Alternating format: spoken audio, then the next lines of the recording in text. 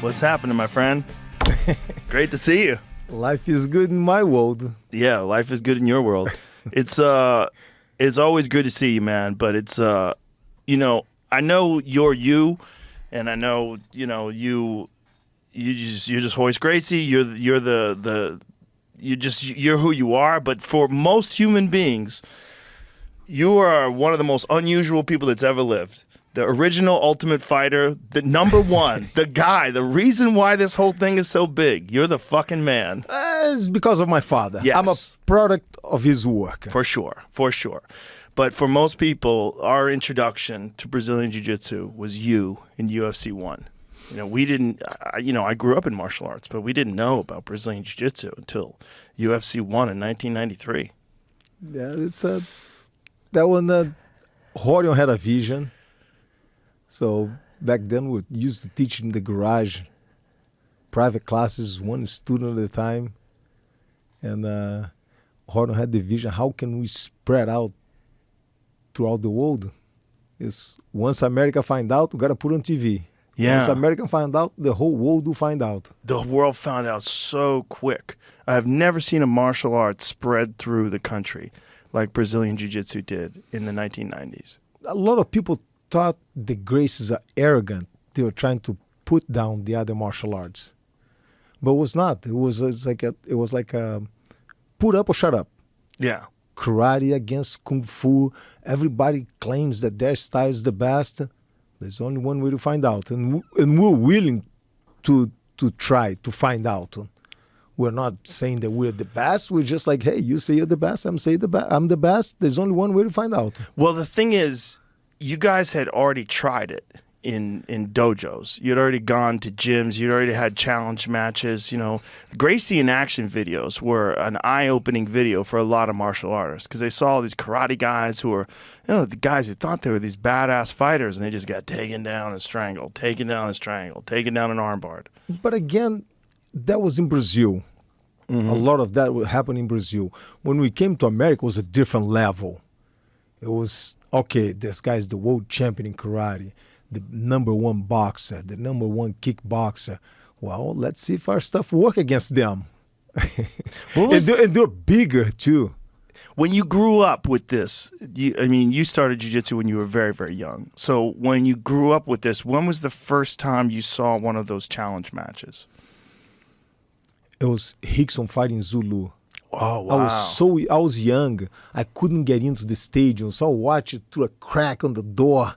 It's like outside the stadium because there was an age to be in there. I think it was like 16. And I was like 15, I think, when he fought, or 14 when he fought. So Royler got in because he did a demonstration, I guess, before. But I had to stay outside, and I was looking through the crack, could barely see it. And, wow. Yeah. Oh, sorry. Even before that, there's a black and white video of Horion, Helson, Hollish, and some of the students fighting against karate guys on the tile. And that's when I was there. I was present on that day. But I always heard stories of the family fighting, and yeah, we got to fought this guy on the beach, and the guy show up at the school, and we had to fight, and I always grew up listening to them, the stories of my father fighting, my uncles and my cousins. And so I was like, I want to be one of them. I want to do this. So there was always rumors about why you were chosen to be the representative for the first UFC. What's the actual truth behind it? Like, why did they choose you? Dude, it was going to be on national TV. Looks. Your looks. Imagine if they put an ugly brother with an ugly. They all could have done the same thing. My cousins, They all could have done the same thing. Mm-hmm. But come on, by the looks. No. I think my father in Horion knew I was gonna obey my father's order. It was like, do not hurt your opponents. The other brothers and cousins, all of them, bigger, smaller, they could have done the same thing. It was very raw back then. It was one style against another. But I think my father knew I was a little more calm personality. I was gonna obey his orders, and his order was like, do not hurt your opponents. Now, why was that so important to him? To show the true art of jiu-jitsu. If a cousin gets in there and beat the guy up with the elbow across the opponent's face, it would have been impressive. Oh my God, you would shock everybody, but wouldn't show the technique. And my father and Harding were concerned about showing the technique of just what we can do by dominating somebody bigger, stronger, without having to hurt them. That's so amazing that you guys had so much confidence in jiu-jitsu that they wanted you to not hurt someone. That's the conversation I remember having with my father. It was like, but Dad, the guys, it's bare knuckle. They're gonna hit me. He's like, don't worry, they will never hit you. They're not gonna touch you. Don't worry. That's how much confidence he had. Wow. He's not gonna. Don't take me wrong. My mother's order was totally different. My mother was like, your father doesn't know what he's talking about. I want to see some blood. Send him to the hospital. Mom was the mean one. That's crazy. Dad was like, no, don't hurt your opponent. They're not gonna touch you. Don't worry. Nothing's gonna happen. You're gonna dominate. Mom was like, I want to see some blood. Send him to the hospital. Your family it's so unusual. Because I have always said that your family, your father, Carlos, everyone, that the whole family, it's the most important family in the history of martial arts. There's no family in the history of martial arts that's had the same impact that the Gracies have had. I think that jiu-jitsu landed with them for a purpose. They're from the north of Brazil, persistence people, and the vision that they had of having a lot of kids. Uncle Carlos had 21 kids. Wow. 11 boys, 10 girls. Wow. My father had 9 kids, 7 boys, 2 girls. So it could have been all girls. And jiu-jitsu wouldn't be what it is today. It is kind of crazy that because your father was so unusual, he had such an unusual mindset, and the fact that he had those early matches, like the matches with Kimura, and all those Santana, all those different early matches, that a lot of people don't even know about, that you could see online. They want to test themselves. So Kimura haven't lost. Not just not lost, but nobody lasts more than 3 minutes with him. And my father was like, okay, I want to try. Heavier, younger. Valdemar Santana, heavier, younger. They fought for like 3 hours and 40 minutes. One round straight. Wow. So it's, they want to put it to the test. That was the main thing. They want to see what they can do. But my father always said it wasn't on how can he beat the opponents. He always told me, don't walk in to win. Walk in not to lose. If you don't lose, the question is how you're going to beat him. And he makes a mistake. But the mentality was always not to lose. So always be defensively minded. We're giving the weight advantage to the opponents. So if I don't lose, he always used to explain that way, we're going to play a ping pong game. So every time you put the ball on my side of the table, it doesn't matter where you put that ball, I'll put it back on the center of you. I'll catch that ball, put it back on the center of the table. What am I doing? Playing the perfect defense game. When am I going to lose? Never. So when I'm going to win? Now we have to change the question. When you miss the table, did I win? No, you're the one who made a mistake. You're the one who lost. If you're not, we're going to play forever if you don't make a mistake. So it's a defensive art. Yeah. It's not a very aggressive. I've heard Helson describe jiu-jitsu in that way. He said jiu-jitsu is I do this, and then you do that, and then I do this, and then you do that forever. Until somebody make a mistake. Until somebody make a mistake. It's like, I could have made a mistake too, but if I don't make a mistake, if you don't make a mistake, we're going to play forever. You know how it is. Yes. We're going to play. Yeah. Until somebody gets tired or make a mistake or... Yep. It was perfect for you to be in it because in the first UFC, what did you weigh, about 176 pounds? 178. 178. Crazy. And you were in there against gigantic guys. Like, what did Chemo weigh? 250. 250, roided to the gills. There was no testing. No testing. Carrying a wooden cross into the octagon. That was crazy. He was raw. He was raw. Probably one of the strongest guy I fought. He was huge. Him was raw strength. Yeah. Not the most technical, but he was pure strength. And I messed up on that one because I tried to match strength with him. He got me tired. So I heard he was very strong, and I tried to match strength with him. Walking in with the cross. I remember everybody's like, what the hell is going on here? Taekwondo. Yeah. I was like, go ahead, carry that cross. It's heavy. It was solid wood, by the way. That was heavy. I'm sure. Probably a good warm-up. And there's you. How old were you then? That was his third UFC. I was 27. Wow. Look at his eyes, man. It's like, yep. Yeah, just jacked, full of juice, enormous. Jesus tattoo on his stomach. The early days, my man. What is it like when you watch bare these? Knuckles. And sometimes I think what my father was thinking in Horion on putting me raw, because I never had a fight before. That was your first fight. It was UFC 1. UFC 1 was the first fight. Wow. I had to say, how many fights you had? I said 51. Those tournament matches.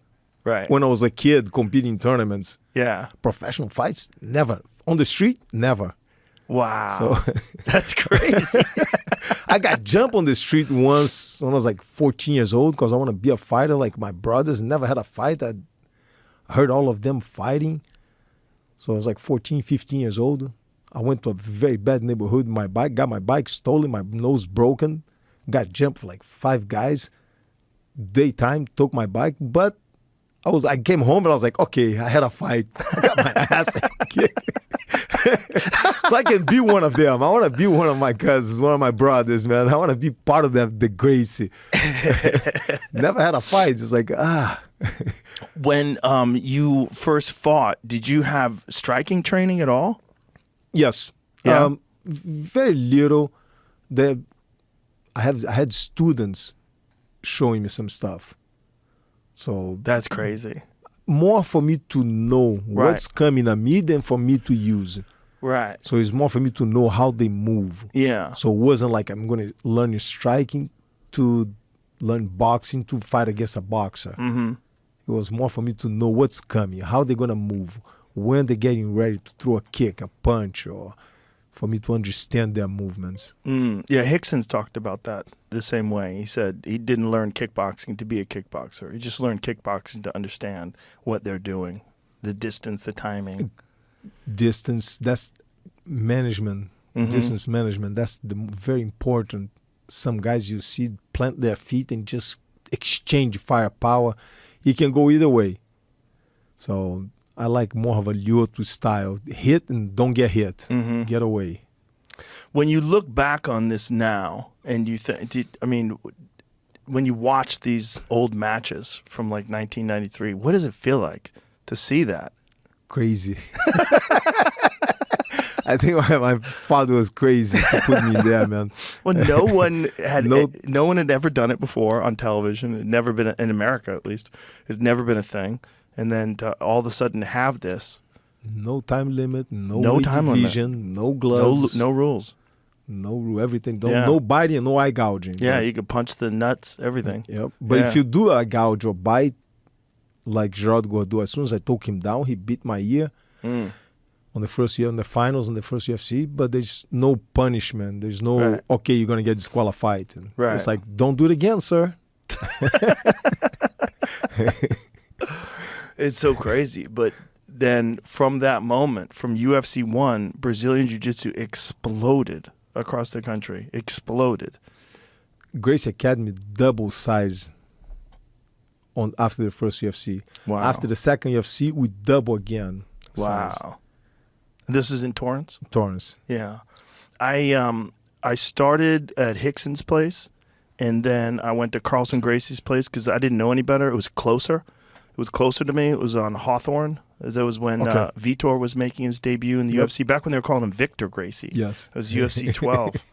And I remember the feeling of the first class, the feeling of how humiliated you are when you don't know jiu-jitsu and you spar with someone who knows jiu-jitsu. It's like you think you know how to fight, and then you get in there, and then all of a sudden you're on your back, you don't know what to do, and all of a sudden you're getting choked, and you're like, oh no, this is crazy. Like it was. And you've been doing martial arts for a long my time whole life. already. So I had a completely distorted idea of my ability to fight. Completely distorted. And I remember my first class, I was like, oh boy, now I know. it's like back in the garage days, there was always a student that bring a family friend or a family or member or coach from different styles of martial art, and they'll come in to fight us. But Horde and I, would be like, okay, we're going to control and turn him into a student. So we'll take the guy down, mount, and pretty much talk to him, maybe choke, maybe arm bar, let it go, not hurting. And the guy will go home and goes, oh man, can I sign up? Can I learn? Right, because of the fact that you didn't hurt them. You could convert them into a student. If you beat the fuck out of them and just broke their face, They would never come back. Yeah. So we were more concerned about gaining a student than trying to beat them up. But they will come in to fight. We were converting them. Wow. Was it your father that was the mastermind behind doing it that way? I think that was Horion, because Horion was like my second father. I came live with him. I was 17 going on 18. I came to America to live with Horion. So Horion was a lawyer, very smart, very calculated. And we were teaching back in the garage days, teaching every day, private classes, half an hour private classes. Place looked like a crack house. Half an hour there's a person come in and leaving, come and go. The neighbor's like, what are they doing over there? It's amazing what started in that garage, if you really think about it. But it's also amazing, like his vision, that he had so much belief in jiu-jitsu that he knew that it wasn't like it had to be developed. It was already there. You just have to show people. They just need to know. And we try advertisements, and so he finally figured out we have to put on TV. And once the American people find out, the whole world will see it. So, and that's what happened. Put on TV, second UFC. Yeah. People coming from everywhere. There was applications coming from different part of the world. It's crazy. There's never been, I mean, other than one thing that happened, like Bruce Lee movies. People saw Bruce Lee movies. They all wanted to learn martial arts. But other than that, that was movies, right? So that was like you wanted to do this thing that wasn't real. Like this guy was fighting 10 people. They were all coming at him one at a time. Wah, wah. But it wasn't real. Watching you in UFC 1, it was like so many people had this light bulb moment. But I thought a lot of people thought it was fixed. It was like, no, there's no way this thing's for real. Even though Taylor Tully lost a tooth by Geraldo Gordon, got kicking him in the face right off the first fight. It's like, but a lot of people thought, second UFC, still people like, I think the fourth one is when people said, okay, this thing's for real. Martial artists knew right away. Yes. In the martial arts community, right away. I didn't see UFC 1 first. I saw UFC 2. That was the first one that I saw. Because UFC 1, for whatever reason, I think it was some licensing thing. It wasn't available as a DVD or a VCR tape. Yes. So the VHS tape, when it was released and you could get it in a store, a friend of mine had told me about it, and I had just moved to California. It was 94, and I got a hold of UFC 2, and I watched it in my apartment. I remember going, oh my goodness. Like it just changed my mind about fighting.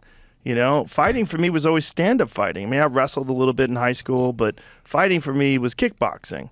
So when I saw that, I was like, wow. I remember everybody, like all my friends that were into martial arts, everybody was scrambling to try to find a jiu-jitsu school. Like there had never been a moment like that where one martial art had emerged with such force. Jiu-jitsu, judo, wrestling. I had a lot of wrestlers and judo guys that came up to me. It's like, man, thanks for putting us on the map. Going back to the old black belt magazines, Inside Karate, Inside Kung Fu. was all stand-up martial arts. Yeah. They wouldn't consider wrestling, judo part of martial art. I know, isn't that crazy? That's not. It's Yeah. all stand-up. We used to share a gym back when I lived in Boston. There was a guy that I used to work out with, and he had a gym that he would share with the judo class. So on one side there was a judo guy, and the other side was the kickboxers. And I remember thinking, like, what are these guys doing? Like, what a waste of time practicing throwing each other around. Like, what's the point? You know, and no one knew. It's so interesting that everyone, see, from the time I first got into martial arts when I was a little kid, there was always this thought, like, what would happen if a karate guy fought a judo guy? What would happen if a boxer fought a wrestler? And everybody had an opinion. But until UFC 1 came around, no one really knew. It was just theoretical. I always maintain that since 93 to today, martial arts have evolved more over the last 30 years than they have over the last 30,000 years. Everybody had that like what would happen. Yeah. But nobody would challenge the other one. Nobody Right. wanted to step on anybody's toes. Well, nobody was willing to take the chance, you know? What if I lose, or what Right. if, I don't want to bother. I don't want to beat the other guy too, because if I beat him, he's gonna feel bad. And there was a lot of that. Yep. We were like, hey, we're willing to find out. Yeah. Well, thank God you did that. I mean, thank God it came along, because who knows where martial arts would be today if that hadn't happened. It would have still people thinking that death touches. Yeah. And All that shit. I'll touch you right here in the Yeah. shoulder, and a week from now your arm will paralyze. It's like, Yeah, I'll grab your okay. collarbone and you go to sleep. yeah. Yeah, there was a lot of that stupid shit. There's still that stupid shit out there. There's still a lot of people out there that That believe that believe. stuff. It's crazy, isn't it? But hey, UFC came along. Yeah, but most people know Show the now. world. Most people know now. I mean, now if you want to fight, you have to know jiu-jitsu. You have to, because there's no ifs, ands, or buts about it. You know, if you take jiu-jitsu away, it goes back to the old style. Stand up, karate against kung fu. Mm-hmm. Jiu-jitsu, the bond in between the striking arts and the grappling arts and Yeah. all of them. I mean, there's still guys who only understand jiu-jitsu in a rudimentary sense, like they understand defense, but you have to at least understand defense. You have to at least know what someone's doing. You can't compete without understanding it, because you'll get caught. You gotta know. Yeah. Not just on the grappling part, but on the stand-up part. You have to know how to defend yourself. It's like, it's not just come up and start to hit the opponent. No, Right. no. I gotta manage distance. I gotta know when I'm too close and he's gonna hit me. So I gotta play defense all around. What is it like for you, having been there for UFC 1, to see what it is today? To see like UFC 300, which was just insane. This thing where millions of people are watching it around the world. It's this huge phenomenon. It's like the most exciting sport in the world now. And to know you were the original, you're number one. There's only going to be one original Ultimate Fighter. That's you. I don't look at that way. I look as a yeah, I was part of it. You were the part of it. If it wasn't you, like if you didn't exist, if they had the UFC 1 and there was no representative of jiu-jitsu, some big strong guy would have won. Maybe it would have. Or Yeah. what if I lost? Right. What if you lost? Yeah. So I said the other day, I'm not part of the history. I am the history. Yeah. You are the history. Yeah. You were the original representative of jiu-jitsu. And So- the reason why the UFC became so exciting was not just because you get to see these wild fights inside of a cage, but you see a smaller guy with better technique beat the bigger, stronger men, which is what martial arts was always supposed to be. Jiu-jitsu, I always tell people, is the only martial art that delivers as advertised. Because if you're a kickboxer and you're a small guy and another guy's a kickboxer, but he's like 250 pounds, like You don't stand a you're chance. Fucked. You're fucked. A He's going to hit boxer, you. Yeah. Lightweight boxer against a heavyweight doesn't stand a chance. Doesn't stand a chance. But jiu-jitsu, if you're really good and that guy doesn't know what he's doing, you're going to fucking kill him. He doesn't have a chance. or even if he knows what he's doing. It's like the lightweight. The lightweight have a chance. Oh yeah. To survive and play defense and end up choking or armbar the bigger opponent. Which is why absolutes in jiu-jitsu matches are so interesting. When you watch a small guy beat a big guy, win the heavyweight championship. It's like crazy. It's a lightweight. No, it's the only martial art that really delivers as advertised, where technique triumphs over everything. And that's what my father and Uncle Carlos and their brothers always tried to show people, that you don't have to be the biggest, the strongest, the fastest. You just got to know what you're doing. Yeah. My father used to say, give me the right leverage and I'll lift the world with one hand. Just got to have the right setup. Boop. Well, that was also the brilliant thing about jiu-jitsu and your father. So your father was a smaller guy. He weighed like 147 pounds or About something, 445, yes. Crazy. And challenge everybody. Wrestlers that came from, boxers who go to vacation in Brazil, he would be at the airport waiting for the guy. It's like the old Joe Louis went to Brazil, and and went to Brazil, and my father challenged him. Wow. Horton had a letter that was given to my father saying Joe Louis would box against anybody. Boxing against boxing, not in an MMA match. My father was like 145 pounds. Joe Louis was 220, 200 pounds, the heavyweight champion at the time. Wow. The old man was crazy. Imagine if he took that on, if he was willing to do that. That would have been exciting. But back then, there was no the internet. Yeah. So a lot of people probably wouldn't find out. Right. It would be very smart and it would be... Didn't happen. Yeah, no one would understand. There's no tapes and Right. Yeah, you'd have to set that up. Bring a camera crew and the whole deal. Yeah.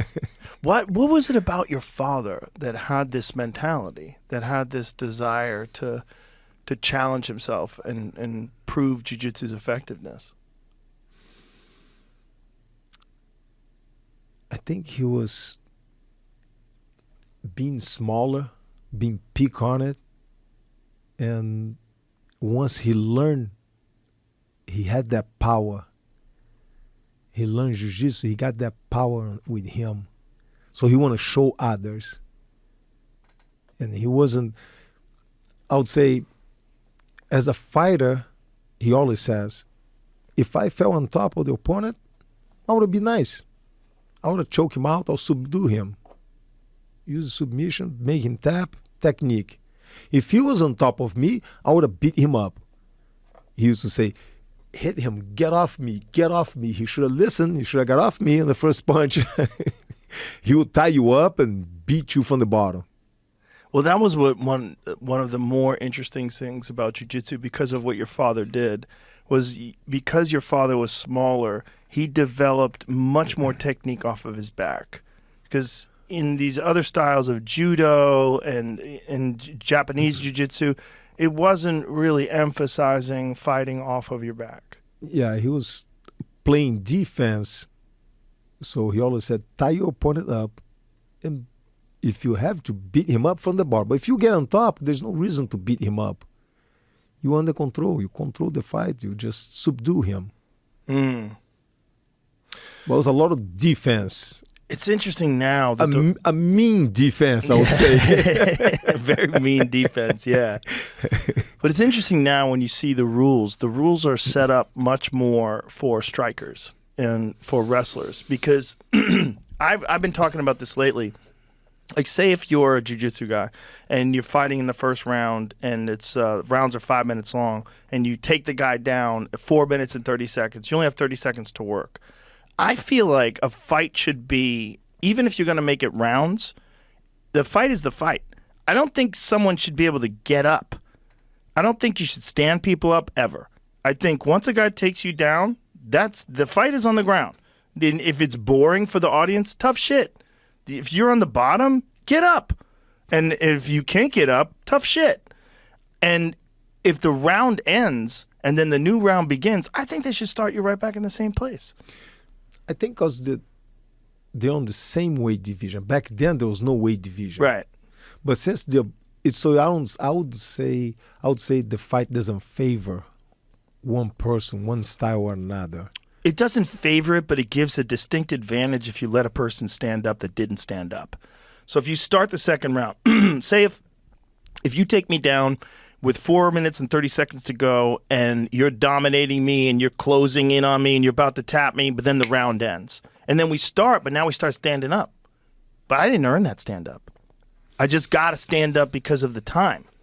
I feel like the fight should be a fight. So if a fight is 5 rounds, that's a 25-minute fight. And I think whatever position that you're in at the end of that first round, you should begin in the second round. That's what I think. I'm in favor of doing 1 round straight through. Well, that would be wild, too. I think 1 round, and maybe even no time limit. No time limit is not good for the TV. But good for the internet. 1 15-minute round. Ooh, yeah. It's like, that's it. 1:15 straight through. Go straight. Yeah. No rounds. Start, 15 minutes later, we'll stop. They should try that. And if nobody wins, add another 5 minutes or 10 minutes. Right, overtime round. You see, overtime. Yeah. Well, I think Pride had good rules. With a 10-minute first round was better. I think 10 minutes is better. Especially if someone like works really hard. Again, 4 minutes, 30 seconds, you finally take the guy down. Now you're on top.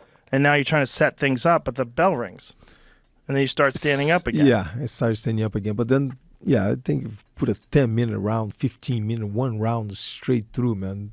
But I think the problem is they've stopped changing the rules. The rules are the rules now. And they've kind of like solidified them and established them. But I don't think the rules are right. I think if a guy takes you down, you should have to earn a stand-up. You have to get back up to your feet. So if the fight ends with one mounted on top of the other or on the back. Yeah. If that's the end of the round, you start from the same position. I think they should show it up on the screen, what the position was, and then everybody agrees. Okay, so he had an overhook, he had half guard, go. Or how about like they play football, American football. If the fight 5-minute finish and the guy's on the mountain position, you got to let it go until they break away. Mm-hmm. Yeah. So you're going to go until somebody score. Yeah. So I like that. It's like if the position end up on such an advantage position, that was something to think about it. Yeah, it's something to think about. Like if you want to make things more realistic. Like if we finish the round and I'm on your back about to choke you or with the guillotine or the choke or arm bars caught, okay, the bell doesn't ring until you get away and get up, then we'll take a break. Yeah, that's not bad either. I just think that having a fight start, if you start standing up. But I think round to round, you should resume the position whatever you were in the previous round. I think that's the only thing that makes sense. Because otherwise you didn't earn a stand-up. Like if a guy takes you down and mounts you and he's setting up a head and arm choke and he's sinking it in and then the buzzer rings, you should go right back to that spot when round 2 starts because you didn't get out of that.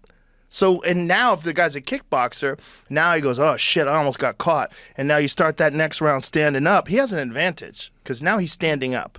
Yeah. But he didn't earn that stand-up. You earned the takedown. You got him down. You got in a superior position. You were about to finish him. That's I like it. Yeah, I think it makes more sense. I like it. But no one's going to listen to me, though. Especially me. They go, you're biased towards jiu-jitsu. I'm like, yeah, I am. But I'm not, though, because I feel like, if it was the other way, if you start a fight, if a guy stood up and got back to a standing position, you would never take them back down again and start. But if it was a switch around, just playing devil's advocate over here. Okay. The kickboxer or the stand-up guy almost knock him out. Mm-hmm. Bell rings. Whew, saved by the bell. Right. How do we restart that one? Well, you restart it standing. It's still standing. I mean, the round, you have the minute rest, but you're still standing. The I would kickboxer say still let it go. let it go. Let the clock goes until and either he recover, get in a clinch, and whew, Yeah. Well, got then, away. the right way to do it then is one round. Yeah. One 15-minute round or one 25-minute round in a championship fight. That's the right way to do it. That would Or be 15, wild. 30 seconds, a 30-second minute round, a minute break, Yeah. and then 10 minutes. That's not bad. Yeah. First round, 15. Yeah. Woo! That would be crazy. It'll be an early night. Yeah. I mean, how many finishes would there be? There'd be a lot more finishes. I think so. You know? I wonder how People different... have to work on the endurance too. Oh, yeah. Because a lot of guys, I see they finish the fight. One is fresh, the other one is done for the night. Right. But then the one that's fresh lost because he doesn't have that quick twitch, that fast twitch muscle. And the one that explode everything on the first round, the second, third round, that's it. Yeah. This guy's ready to go for 5, 6, but his time's over. Right. That's an interesting too, right? It's a matter of what people don't understand that just watch it and don't do martial arts is that it's really just about pacing yourself too, knowing when to hit the gas, when to back up, knowing that you have to fight for 5 rounds, and knowing like when to push. Like some fighters, they'll back off in the beginning because they know that a guy's going to come out fast and hard, and they're just going to wait. Okay, he's slowing down now. Now I start to press. Now I start to put on the gas. And it becomes a mental too. Like Horton used to say, if I drop you off in the middle of the ocean and tell you, I'm coming back in an hour, all you got to do is tread water for an hour. But if I drop you off and say goodbye, find your way home, now you got to pick a direction and start swimming. Yeah. Most people drown before an hour. Yeah, true, right? Mental. Yeah. It's a lot of mental. There's no round to save you. Yeah. Yeah, that's the most interesting thing about the early UFCs is that it was just no time limit. Just here we go. There's like Dan Severn on top of me for 15 minutes. I beat him on the final 16 minutes. Yeah. So, but 15 minutes, if it was today, he would have won. Yeah, he was on would've won top the of me, decision. took me down, would have got on top, would have won the decision. I remember that day. I remember when you caught him in that triangle. Most people didn't even know what was going on. They were like, what is he doing? What the hell's happening here? What is going on? Nowadays, everybody would be oh, he's got the audiences are so educated now. That was a perfect example of playing defense right there. I totally played defense against him, just frustrate the opponent until he made a mistake. I tried a triangle early on in the fight, but he was able to get out, and then I defend. He couldn't do anything. And I can see him getting frustrated. Like, he didn't know how he was going to win. It's like, I can feel that. There's no way I can't beat this guy. Right, because you were so good defensively. Just playing defense. He couldn't hit me, he tried, you see, but I knew he didn't have any finishing holds. He Right. didn't know any finishing holds. He was just trying to put pressure. Okay, Yeah. I'll take it, no problem. It was also the gi. The gi was so smart, too, to fight with the gi on because guys would just grab that gi. When you would close the distance and get a hold of them, they would grab your gi instinctively. I prefer them to grab. A lot of Brazilians were like, man, but then they make it harder for you. No, I prefer them to put their hands on me Yeah. because I know where their hands are. At least if they're not punching me. Yeah. If they have nothing to grab, they're going to be swinging at me. Right. Go ahead, grab my gi all day long. Yeah. I don't mind. Well, guys who weren't even grapplers would grab your gi. I remember watching It's that. human instinct. Yeah, human instinct. Yeah. And also, you have all that friction. It is so good to hold on to guys when you have the gi. And I dried them. Use the gi to, my father is like, use the gi to dry the guys because if not, they'll be slippery. Mm-hmm. It's not like today. They put oil on their body. Oh, and yeah. They Vaseline definitely and do. Yeah, they definitely The do. kickboxers all put Vaseline all over. That's to warm up. The Tiger Balm to warm up. That thing's slippery, man. Oh, yeah. Guys take baths in baby oil. They would lie down in a bathtub and put water and put baby oil in the water and just soak themselves in baby oil. So even if they're dry, then as the moment they start to sweat, they're just like, whoop, like holding on to a salmon. Whoop, they slip right out of your fingers. It's crazy. Good old days. Good old days. No rules. And then they slowly started implementing rules. They slowly started implementing weight classes and then mandating gloves and then taking away shoes. I understand. Mm-hmm. I understand. It became a show, Mm-hmm. let's say. Yeah. So on the beginning it was a style against a style. Yeah. Today is more of I would look at it more as as an athlete against an athlete. Yes. Now it's a sport. So it's a real sport. And it's still a sport that there's still a lot of rules that I don't agree with. Like, I don't agree with no knees to the head on the ground. I think that's ridiculous. I think that doesn't make sense because they're very effective. Like, don't be in a position where you get kneed in the head. Like, don't be in that. Don't stay in a turtle. Like, when guys just stay in a turtle and a guy's got a hold of him, man, that's a terrible place to be. In the street? Yeah. Oh, my God. If a guy's got a head and arm on you and he's holding you and you're in the turtle and his knees are free and you're not blocking your head, oh, this fight is over. But in the UFC, you can't even do anything. That seems to me to be crazy. And they try to make it, I think, to last long, the fights. Well, I think it's less brutal, too, and the idea is that, like, you can't defend yourself against knees to the head of the ground. But you can, obviously. Pride did them. Yeah. I can't elbow the back of the head. Right, the back of the head from the back, if you have the back mount. Remember when when your cousin fought Stryker, that guy in, was it World Combat League? Oh, my God. Bam. He got his back and just boom, boom, just fucked him up. Like, you didn't even need to put the choke in. Like, you couldn't do anything. You just flattened out with your face on the mat, and the guy's pounding the back of your head. You just tap. So they're kind of trying to put a little bit of to protect the fighter. Yes. I understand. I understand, too. I don't agree with it. I don't agree with it either. Also, it's weird that you can't hit the back of the head because the back of the head gets hit a lot accidentally, especially with head kicks. Like, a lot of times head kicks wrap around the back of your head, and it's totally legal. Like, if two guys are standing and one guy feints and the guy throws a punch and the guy throws a head kick and the head kick hits him, bang, it wraps right around the back of the head. It's the okay. shin. That's okay. And that's a legal KO. Yeah. Which is crazy. But if you get a guy on the ground and you punch him in the back of the head, the referee take a point away, stand you up, doesn't make any sense. Yeah, I would say let it go. Yeah, let it back go. to the old days. That would be good to see. You got to protect the back of your head. The back of your head's vulnerable. If you're in a situation where a guy can punch the back of your head, you should be blocking the back of your head. And if now he can punch the front of your head, now you got to block the front of your head. Turn facing the opponent. Yeah. Don't You have turn your back. You have to do. We're talking about the sport of effective fighting, and it's very effective to punch someone in the back of the head. And they say it's more dangerous. But, I mean, we're talking about a very dangerous sport. It's effective to punch the temple. That's okay. That's fucking vulnerable. That's a thin little piece of bone. How many ounces are the gloves? 4. Yeah. Yeah, they're just to protect your fingers. That's all it does. Protect your knuckles so you don't break. Helps you hit harder. Yep. Yeah.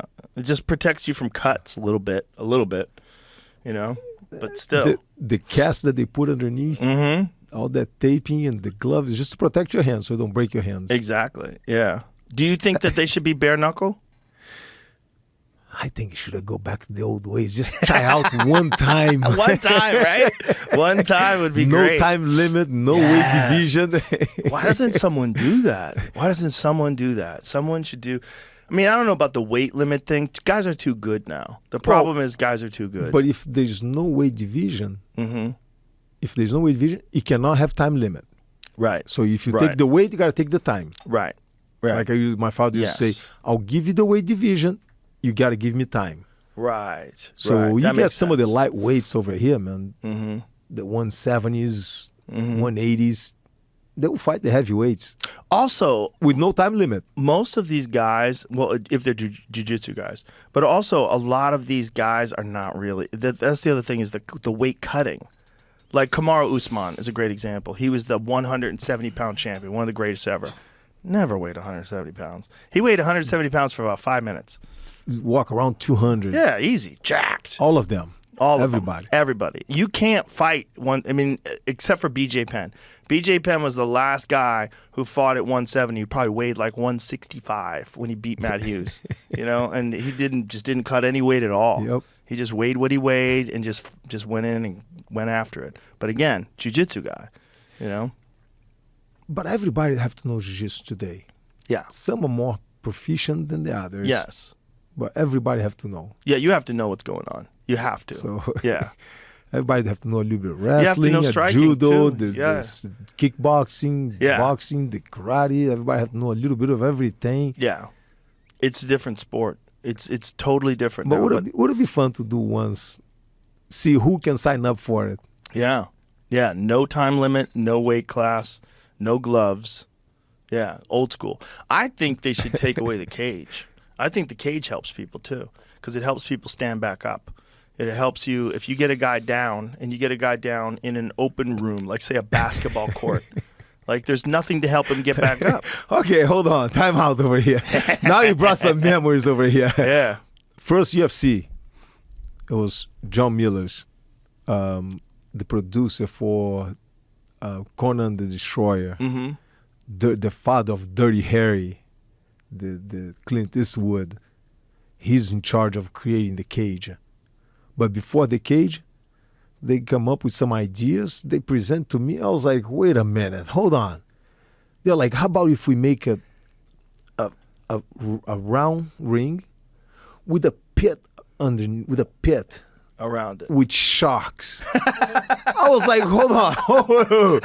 Imagine if I fight a sumo wrestler and just bump me off and poof, fall off, the sharks will eat you. It's like, yeah, we should put piranhas because you're from Brazil.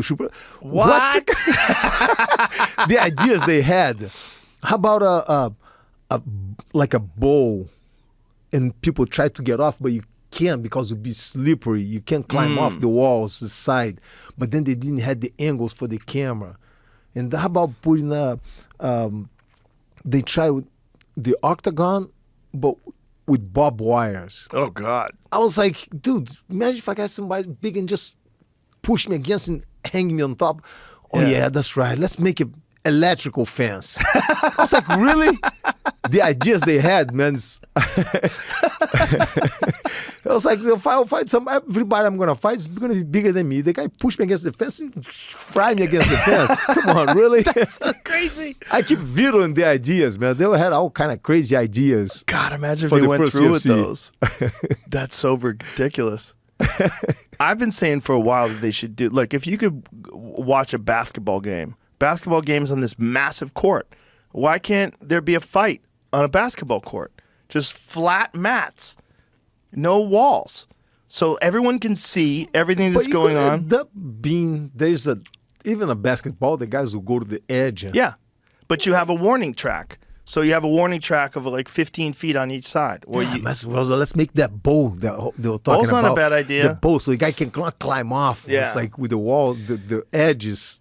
Have you seen Karate Combat? How Karate Combat's doing it? No. Karate Combat is doing it like that, where they have a flat surface and it's on the edges. There's mats that go to the edges, like at an angle. In the angle, like Yeah, people but- cannot climb out. They kind of go up against it, but then they get pushed and then they fall down. They fall down because it's like, I think a wall is actually better than the angle because it's just too easy to fall. Like someone's pushing you up against that thing. It's a slope. It's hard to as someone's So if you see how they do it, see how they have that wall. Yes. See the angle. So I don't necessarily think that that's the best idea because as soon as you go up against that, a lot of times guys wind up falling down and the guy just You falls can't back on up? top of them. Yeah, You can't back up? Yeah, you can't back up.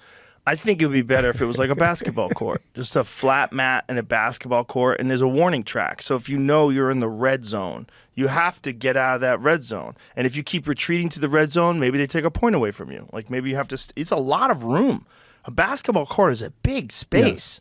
There's plenty of room. You start in the center, and then that's how you fight. I'm just trying to eliminate all the factors that aren't another human. Like the other human. If a guy takes you down and you could scooch up to the wall and then you start using the wall and you press up against the wall, now you're standing up again, but you use the wall. Like if that was just flat, no wall, you're not getting up. Now you have to go underhooks, you have to do deep half, you have to do something to try to reverse the position, you try to get back up on your feet. You have to earn a stand-up. Much more difficult than if you're just using the wall to help you stand back up. Shark. Piranhas. Sharks, piranhas, electrical fence. God. I remember the first UFC I worked was UFC 12. And this was when I was on a television show. I was on this television show called NewsRadio. It was a sitcom. And so I was hired to go do the post-fight interviews. And I remember the people that I was working with on the sitcom were like, what are you doing? Like, why are you being involved in this? This is brutal. And I was telling them, I was like, no, this is going to be the biggest sport in the world. They're like, you're out of your fucking mind. Like, you're crazy. No one's going to like this. This is insanity. Like, you're going to watch people fight in a cage. And I'm like... That was one of the challenges that Horion had, and a lot of people did not believe on him. He was like, people were like, man, you cannot fight on the streets. How are you going to put this on live TV? Right. That was one of the challenges that the Horion figured out pay-per-view. He must be happy now watching it, right? Oh, yeah. Like, look, I was right. His baby. Yeah, look at his baby now. His baby's on ESPN. Yep. Crazy. Crazy. Now he's on national TV. When was the last time Horion went to a UFC? I don't know. Does he still watch them? I think so. I Yeah. think he does watch. So I talk to him once in a while, and once a month we talk. It must be crazy for him to see this thing that was his idea just branch off and become this huge... Big, all over the world. It's not Is just... he mad that he didn't get a piece? No. Because it's sold for he never told me. billions of dollars. He never talked to me about that. Boy, they should have cut him in. But They should have cut him in. yeah. You know, when you think about it, like if anybody deserves a piece, that guy deserves a piece. For the vision that he had. Yes. If it wasn't for his vision and the way they decided to go about doing it, and also your father's vision for you, like, don't hurt him. Just use jiu-jitsu. Show everybody. Because that's one of the things that made it so appealing. It wasn't that it was just so brutal. It's that the guy who won wasn't brutal. The guy who won was just better, technical. And that's why I think the first, second, third UFC, until I didn't finish on the third UFC, and first and second, people are like, there's no way. He's the smallest one. Right. Beat everybody without hurting them. Mm-hmm. I don't know. Everybody thought I was like, a lot of people are like, the non-martial artist people. Yes. Martial arts people knew, it's like, uh-oh. Yeah, martial arts people. We got to learn knew. this. Well, everybody who took jiu-jitsu knew right away, like, because it was so eye-opening. Like I said before, my first classes, like the ideas that you had in your head of how competent you are versus the reality that you're confronted with, and you saw that in all the Gracie in action tapes too. Like these guys, they wanted to do it again. Like, how did you do that? Let's try it again. No way. And then whoop, take down again. Whoop, armbar. Ah. Like Gerard Gordeau. After the first UFC, he went back to Holland and prepared Remco Pardoux to beat me. Remco Pardoux, judo player, knew some stand-up. When I beat Remco Pardoux, they went back to Holland. They're like, okay, we have to learn this jiu-jitsu thing. We have to learn this. Remember when Remco Pardoux fought Orlando Veit? Yes. And he got him in side control, and he just elbowed him unconscious, and everybody's like, oh, wow. Like, whoa, that was crazy. Because Orlando Veit was scary. That guy was scary. Yes. Lightweight, very good kickboxer. Yeah. Nasty Muay Thai. And Remco Pardoux just took him down, elbows, boom, boom, boom, and then stopped. He stopped. He's like, yeah, look. He's out. He was done. It. That's a wrap. Such an educational moment for martial arts. Again, martial arts has changed so much since 1993. People's understanding of martial arts, just the general public, what they know. If you see street fights today, guys go to the ground all the time. You see street fights today, guys get guys in heel hooks. It's crazy. Street fights. Yep. You know? Here it is. Here's Remco. Boom. Yes. Boom. The first one, he was already out. Oh, yeah. And then Remco is like 260 pounds. Yeah, he was a big dude. Yeah. But it was just like no one understood what was going on. No one understood anything. That's the same takedown that he tried to do to me, but I ended up on his back. Yeah. And I knew he was going to do that takedown, trap the arm, and roll over. So I ended up on his back, and that's when I choke him. Such a strange time for martial arts, really. If you really stop and think about it, such a strange time. because all these years, thousands of years of people fighting, thousands of years of people having this idea of how to fight, and then all of it comes together in the UFC, and then we go, oh, okay, now we have new data. Now we have new understanding. Now we have, okay, now we get it. Now we get it. You know, and then you see it evolve to what it is now, you know, where you see these guys like Alex Pereira, the kickboxer who comes in, and now he's got his style. And I think today is more of a lot of strategy too. Because both fighters are practicing the stand-up and the grappling. Yeah. They do jiu-jitsu, they do wrestling, everybody does kickboxing, karate, everybody practice all of them. So it's a question of who have the best strategy. Yeah, who has the best strategy, and then there's people like Pereira who has a unique skill set, like scary kickboxer, dangerous. He just hits you once, you're unconscious. You know, he like that guy presents a very unique challenge. Like if you don't grab him and you don't get him to the ground, you are fucked. Because if you're standing up with him, at any moment that guy's gonna set you up, move, and boom, like we did with Jamal Hill in that last fight. Yes. All it takes is one shot from that guy. You know, like, so these guys now that everyone has their own unique skill set, and it's so interesting seeing how that skill set matches up with another guy's skill set. Like with Pereira, I want to see what happens if he fights against like an elite wrestler, a really good who is really good at takedowns, who knows jiu-jitsu. You know, and we haven't seen that yet. But he trains a lot of grappling too. Oh yeah. So, He just got his black belt from Glover. From Glover, yes. Yeah, which is huge. And Glover's good. Yeah, and Glover says he's like very good on the ground. Glover himself is tough as people don't know how good Glover is, because Glover could not fight in the U.S. for 6 years because of visa issues during his prime. Like during his prime, Glover was stuck in Brazil. He couldn't come to America because of everybody knew about Glover. Was the boogeyman. Like everybody talked about Glover. Glover was the guy that, like, out of all the elite guys that weren't in the UFC, Glover was the #1 guy that everybody talked about. He was so good when he was younger. By the time he got to the UFC, he was already like 36 years old. He won the title. I think he was 41 or 42 when he won the light heavyweight title. And Alex trains with him, so oh yeah, it's a good combination. Oh, perfect combination. Yeah. I mean, it's an amazing, exciting time for the sport. You know, it really is. And it's good. There's still a lot of countries, a lot of places that are against. So we still can open up more doors. What countries are against MMA now? A lot of European countries are still like... it's starting to make its way. Like, there's guys from France. Just now, last year, I think, starting France and Spain. Well, France has some great guys too now, though. You know, Cyril Gane and Cedric Doumbé, who fights for PFL, who's an elite kickboxer. It's just, and then you got those guys from Dagestan. That's an interesting element too. Those Russian wrestlers. I don't think this because of their wrestling. I think it's because of their discipline. And I tell a lot of people that those guys don't think about anything else. Just train. They're disciplined about it. Very religious, very disciplined, very focused. Yeah. There's no the girlfriend or wife. They're not thinking about any of that. No partying. There's no partying. That's all they do. Get up, train, sleep, eat, train.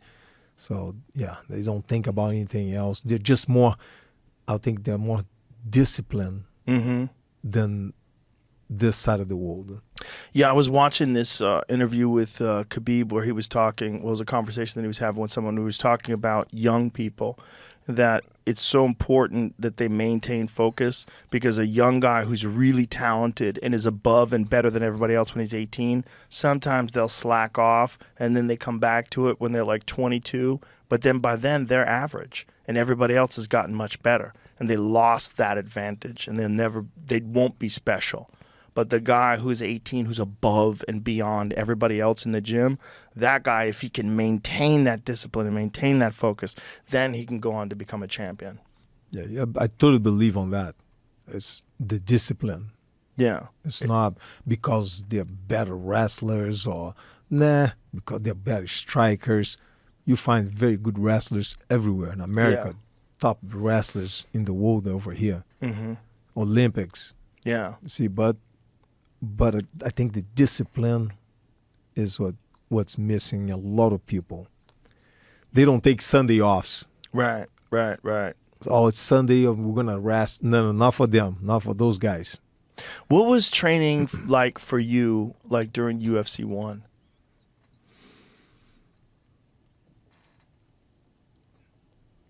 Training, I never really party. So I understand because I'm on that philosophy. I would say good.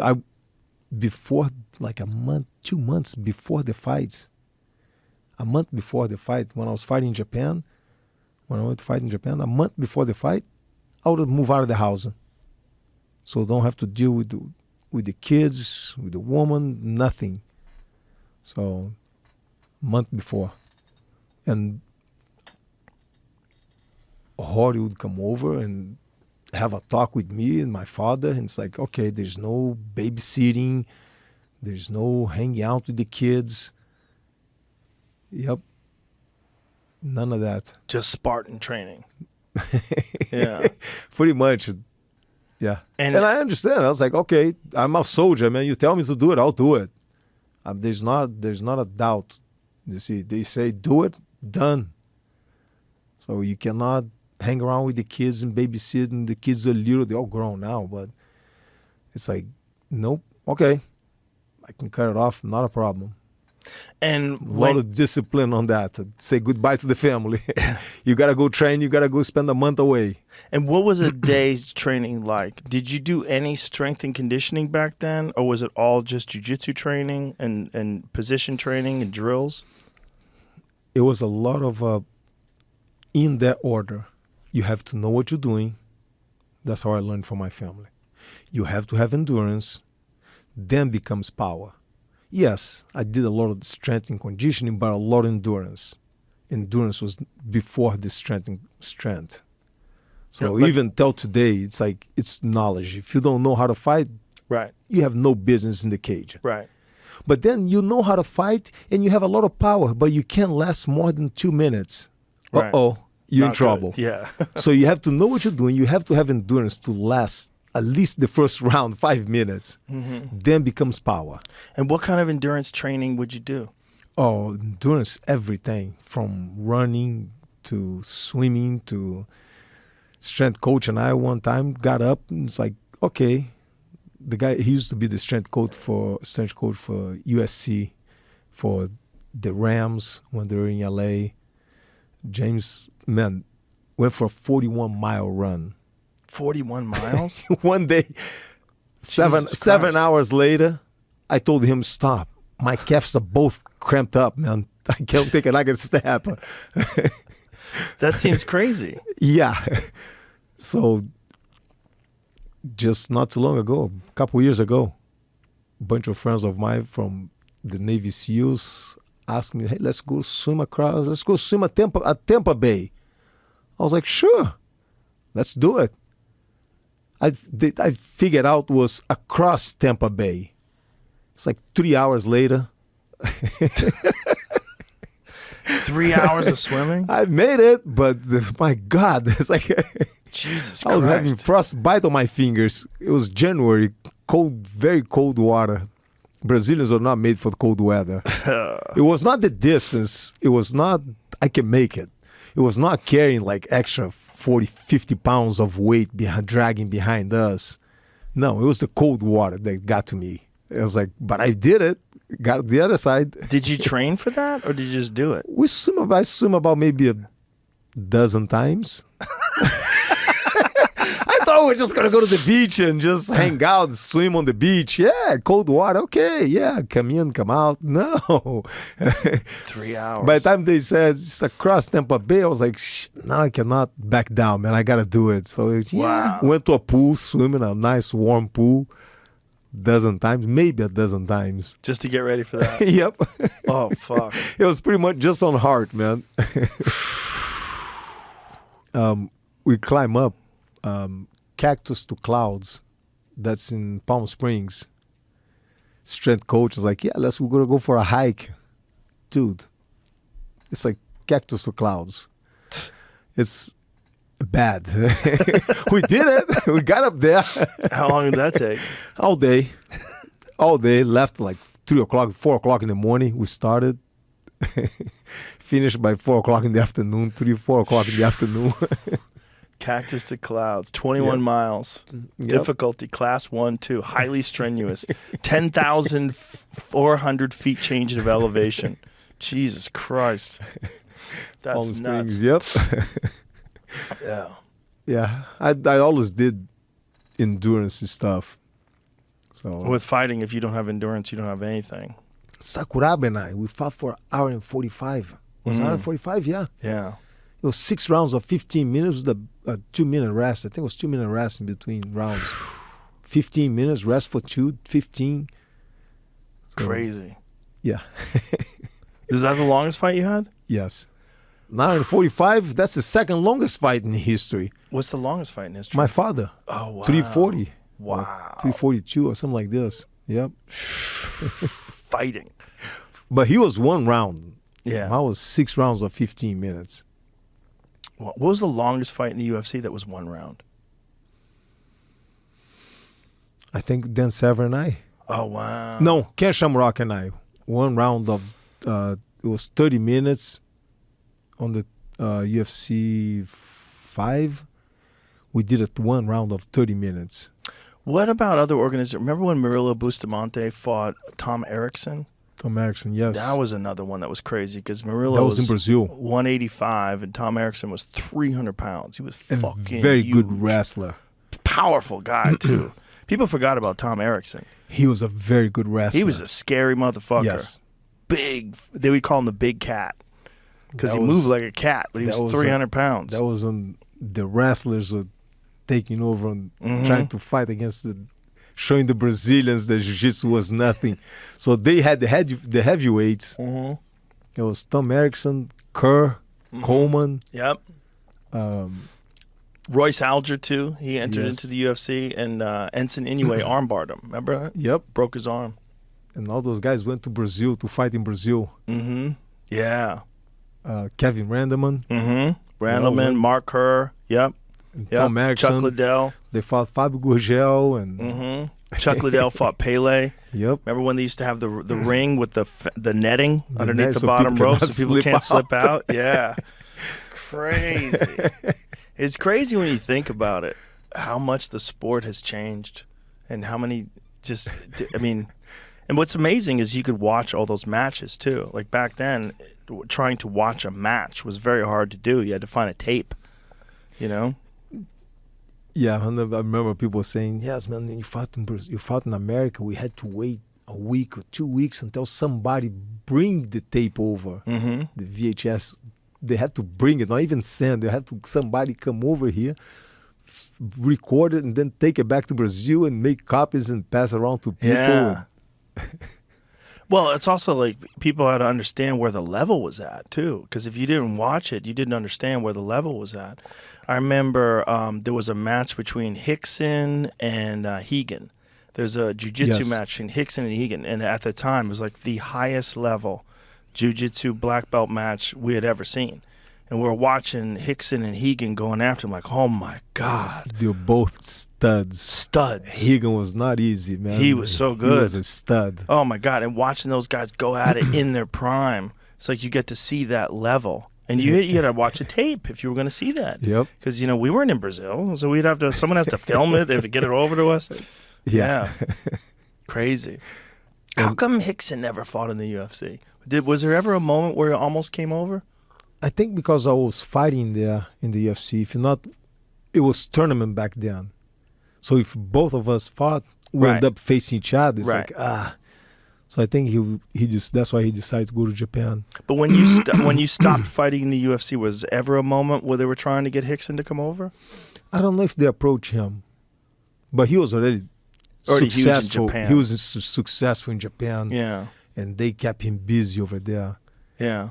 So Hickson was beating up the heavyweights in Japan. Yeah, he was beating up everybody over there.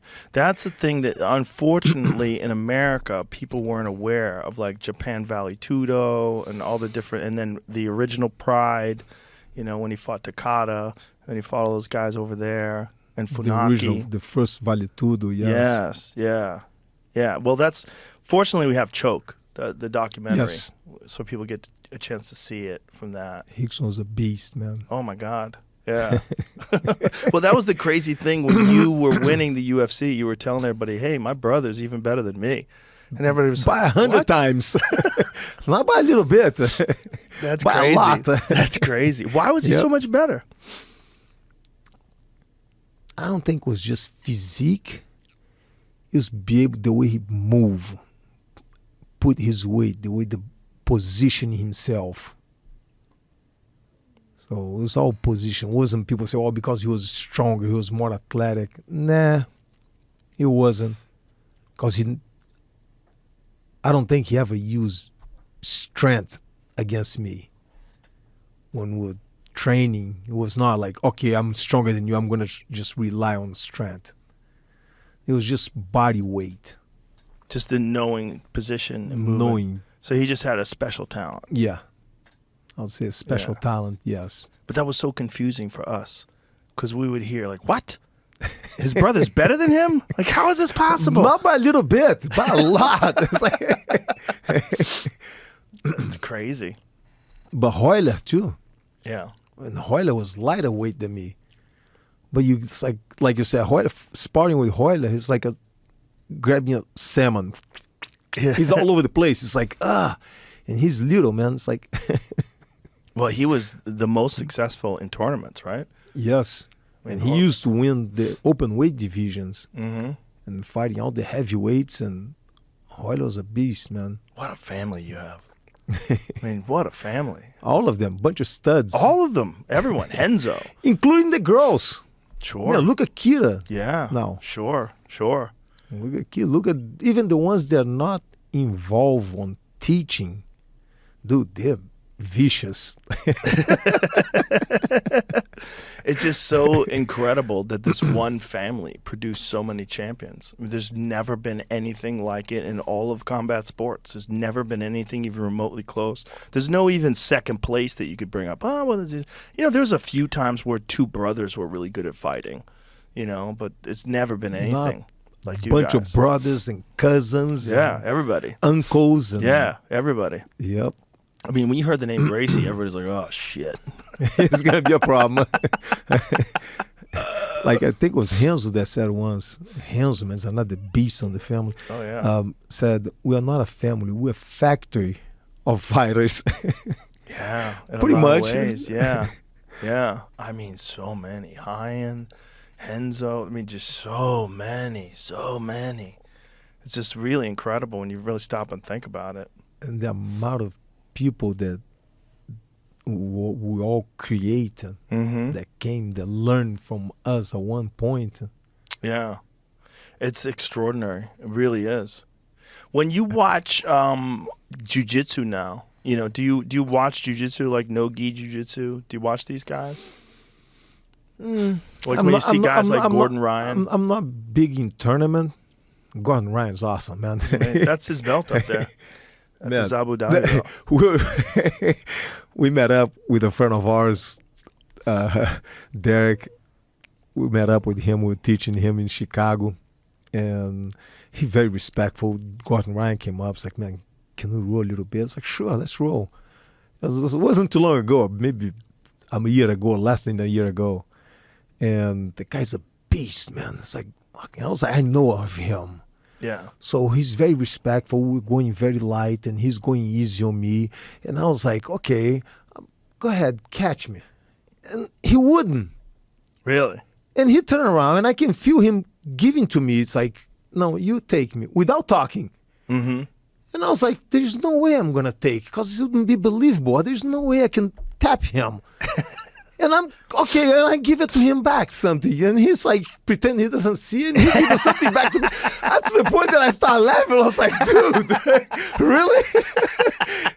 I'm giving the arm, and he's giving me the neck, and I'm giving the triangle, he's giving me this.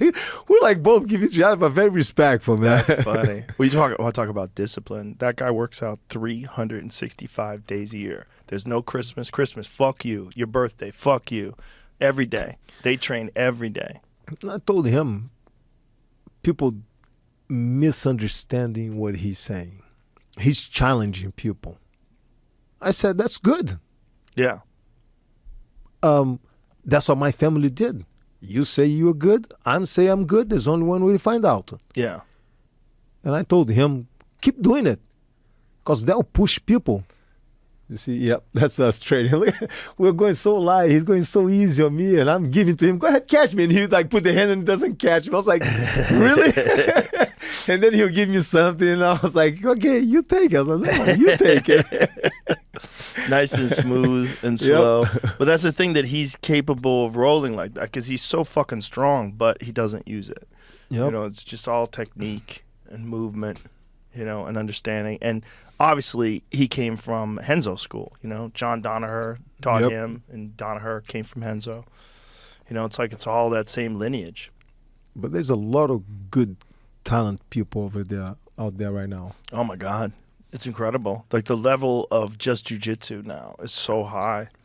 You know, Mikey Musumeci and, you know, the Rutolo brothers and all these different guys out there. There's just so There's much somebody high level that trains with him, with Gordon Ryan. I can't remember his name right now, man. But I heard the kid says, I'm going to catch you on the left arm. And he catch you on the left arm. Mm-hmm. It's like, fuck. I'm going to catch the right foot. And he catch you. And he tells you how long and timing. It's like, wow, that's impressive. Yeah. To be able to pull such a thing. It's not easy. No. Well, that's what guys do when they get past the level of everybody else, right? They just start challenging themselves by giving themselves one thing they're going to try to do. And I ask people around, and people say, yep, this kid Which guy is this? It's a training partner for Gordon Ryan. Giancarlo? Who is it? Do you know which guy it is? I can't remember the name. But it's one of the guys that trained with Gordon Ryan, man. He's on that level. Well, there's very high level guys now. I mean, it's just, it's so, but it's also iron sharpens iron, you know? These guys are so good now, and everybody's competing with guys that are so good. Like, you go to Abu Dhabi and you watch the level, it's just so they've been doing amazing. Since little kids, too. So yeah. People in the beginning thought, well, the Gracies are good because they keep in secret. No, we just stick to it. We just start as a young age, and we grow up on this. Mm-hmm. Well, this is the thing that Gordon always says. He says, my jiu-jitsu is 10 years advanced of everybody. So it does. I can show you everything I'm doing. It doesn't matter. You're not going to catch me because I'm in the gym 365 days a year. Discipline. Boils down to discipline, what he eats, and It's John Danaher talks about Kaizen.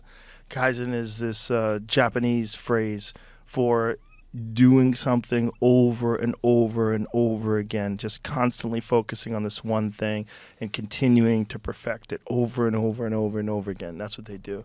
And their thought is, if you work out 5 days a week, but I work out 7 days a week, in a month, I've worked out 4 times more than you. In a year, you add that times 52 weeks. You keep going over and over and over again. After 10 years, I have, extra years of training on you. And when you think about it that way, it's really the way to do it. If you want to really be the best of the best, and that there's a guy like Gordon out there that is training 365 days a year, like you kind of have to. And we go back to Dagestans. Mm-hmm. Same thing. That's all they do. There's no Sundays for them. Yeah. There's no, today's my birthday. Today's it's holiday. No, there's no holidays for them. No. It's just discipline. If you're not getting better, you're getting worse. So you got to have discipline. That's what I tell everybody. You got to have discipline. You can be the most talented person. Without discipline, you're not going to stay on top forever. Yeah, Mike Tyson said that. He said, without discipline, you're nothing. And he said, and discipline is doing things that you hate to do, but doing them like you love it. Yep. Yeah. I just love it to do anyways. It is a lot. I mean, that's the thing about jiu-jitsu, too. It's so fun. It's so much fun to do. Even when you're losing, it's fun. I love a challenge, man. Yeah. Let's go for a swim across Tampa Bay. Okay, fine. Let's run 41 miles, climb cactus to clouds. Okay, now, no problem. Speaking of challenges, you recently got into bow hunting. How did that start? How did you get into that? I know you met John Dudley, and I know you did John Dudley's podcast because I listened to you with John Dudley, and John Dudley taught me. So he's an amazing coach, amazing archery. When I first coach. met him, he came up to me. I was shooting at the Black Rifle Coffee, and the challenge. I didn't know what I was doing. He came up to me. It's like, hey, come see me. I'll make your bow. And I was like, what the fuck is this guy, man? It's like, I don't know him. I was like, who is this? I was looking around. Like, I asked around. They're like, he's the Royce Gracie of bow hunting. Yeah, he's the fucking man. So I went and spent some time with him. Show me some stuff. Build me a bow. Not like yours. Yours is how many pounds to pull? I have a 90-pound bow. 90 pounds. I cannot even carry that thing. Well, it's not 90 pounds I know, to weight. It's the pulling is 90 pounds. I cannot even carry that bow. Mine is like 60. 60 is good enough. But if you can pull 90, it's better. Yeah. No, I don't have the... Well, the way I felt, like, people say that there's this controversy in the bow hunting community where they said you don't need 90 pounds. 70 pounds is all you ever need. And I'm like, okay. But 70 pounds for you is not 70 pounds for me. 70 pounds for me is easy. 90 pounds for me is not hard. So 90 pounds for you is almost impossible, but 90 pounds for me is pretty easy. Like there's a video of me pulling my 95-pound bow back. I just fucking pull it back because I lift a lot of weights. So if you lift a lot of weights and you have all this muscle, why not use it? Yep. I mean, I agree. That's a lot more power. I was shooting with the 95-pound bow. I was shooting a 520 grain arrow at 301 feet per second. When that thing fucking hits, man, that is going through everything. The amount of penetration you get with a bow like that is insane. And that kind of power, it's like that's better. Because if you hit bone going in, you're going to go through the bone. It's going to go through everything. You're not going to worry about penetration. You're not going to worry about lethality. It's going to be very lethal. So you wouldn't use a 20-pound I wish bow. I had those muscles so I can pull a 90 pound. I wish. Start lifting weights. Let's go. Start lifting weights. I do a lot of rows, a lot of chin-ups. Yeah, but if you could do, if you could do that and it's not hard, I always say pull the thing back that you could like I have an 80-pound bow that I practice with, and I'll shoot that bow for 3 hours. I'll be out in my yard for 3 hours just shooting hundreds of arrows. Man, I love... But it took forever. I love guns, any kind of weapons, swords, bows. You've gone to Terran Tactical too, right? Yep. Yeah, that's great, right? Isn't that place great? He's awesome. He's awesome. Terran's amazing. Good teacher too. Oh, amazing teacher. He knows how to push you to, Yeah. Yeah, it's just, it's like learning from a real master, and seeing, like, when you see him shoot, you're like, Jesus Christ. Well, he's like, ding, ding, ding, like fast, super accurate, perfect technique, and you see that, you go, oh, that's what it looks like when it's done right, But I got into bow hunting, a bow in general, not too long ago. I would say 4 or 5 years ago. I started to play with it. And then... When did you think about hunting? Oh, I've been hunting for a while. I keep that quiet, yes. You keep that quiet because of Brazil? No. Because Brazil has a very anti-hunting attitude as opposed to the United States. Just Brazil and Gracie family. The Gracie family. A lot of them don't like hunting, and they give me a hard time. And oh my God, you were telling me about your WhatsApp group chat. Yeah, they post a picture of somebody was eating some sushi, and somebody post a picture in a Brazilian barbecue place, and they all start posting about eating. And I post a picture holding an elk. There's no guns, there's no blood. Everybody give me a hard time, man. Crazy hypocrites. Fucking give me a hard time. I give them an hour. And then I came back and was like, that's a bunch of hypocrites. You all eat meat, give me a hard time. So, but then they start to, but you just kill for the fun. No, I did not. The meat is at my house. The hides is at my house. The heads is at my house. And the leftovers, the guts that we don't eat, the other animals went to eat. So I had to educate a lot of them on that. Yeah, that's the thing. Most people are just uneducated about it, and they have this stereotype view of hunting as being this cruel thing that people do for fun. No, I do it for the meat because I want to eat. It's the best meat in the world. If I'm not gonna eat, I don't Right. kill it. I'm Right. not gonna shoot a cat. Of course. I don't eat cats. Right. Exactly. Yeah, people have So- asked me to do some hunts where they don't eat the meat. I'm like, sure. Yeah. Yeah, like there's helicopter hog hunts they do. They fly around in a helicopter. They shoot wild pigs out of a helicopter. I'm like, I know you have to do it. You can go back and get it. Well, you could, but I mean, how many of them are you going to get? Like one day they shot 250 of them. Like, No, not that many. you're not going to really butcher, and some of them they donate to Hunters for the Hungry, which is a great organization that feeds a lot of homeless shelters and stuff, and they'll take that meat and bring it to a butcher shop and give it to hungry people, and it's very good meat. It's the best meat for you. But when you're shooting out of a helicopter and shooting 250 pigs, you're not going to go and take those pigs. No, and I have a bring them anywhere. friend of ours in Texas that take us out to have his helicopter, Ryan Ashcraft, and we shoot, but then we go back down. We collect. We don't shoot at like 250. We shoot at A couple. 4 or 5. You see, Right.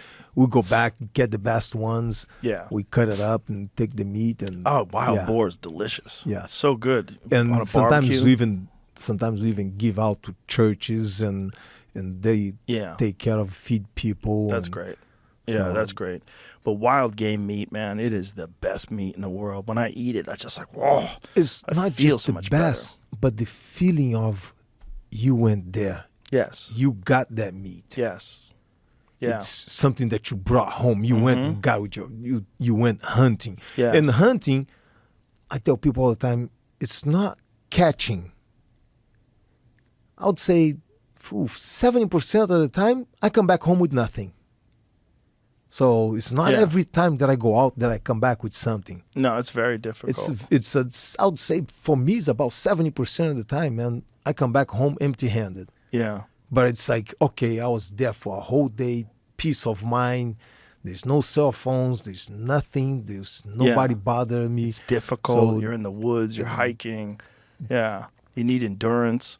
I mean, you need strong legs to get you around those mountains. I mean, the first time I ever went hunting, I got that mule deer with my friend Steve Ranella. He took me hunting in Montana, and I was in really good shape. And I was like, I do jiu-jitsu every day. I'll be fine walking up these hills. And I was like, whew, this is fucking hard. Like, I didn't think of it as a physical thing, but mountain hunting is very physical. Like, you have to be fit. You have to be in shape. I just got back from bear hunting in Idaho, and it's up and down the mountains. Yeah. Hot sun. Yep. Yeah, up and down the mountains. Idaho, that is rugged terrain, too. Very rugged. Beautiful terrain, too. Last year, my first elk that I got with a bow, shot the elk with the bow, 30-yard shot, got the elk, loaded up, took it back to the house.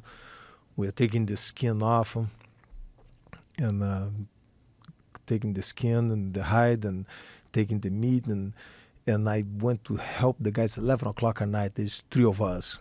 I went to help my friend to cut because there have knives everywhere. So as soon as I start to lift the hide, put my hand on the wrong spot, the guy cut my finger to the bone. So it's like, okay. He's like, did I cut you? I was like, yep. I felt the knife touching the bone. We went to so the other friend was like, hey, do you have a hospital nearby? He's like, hospital is 2 hours away. Got a veterinarian? Veterinarian. So he's like, no, it's 11 o'clock at night. Everybody's asleep, man. So he's like, do you have super glue? He's like, no.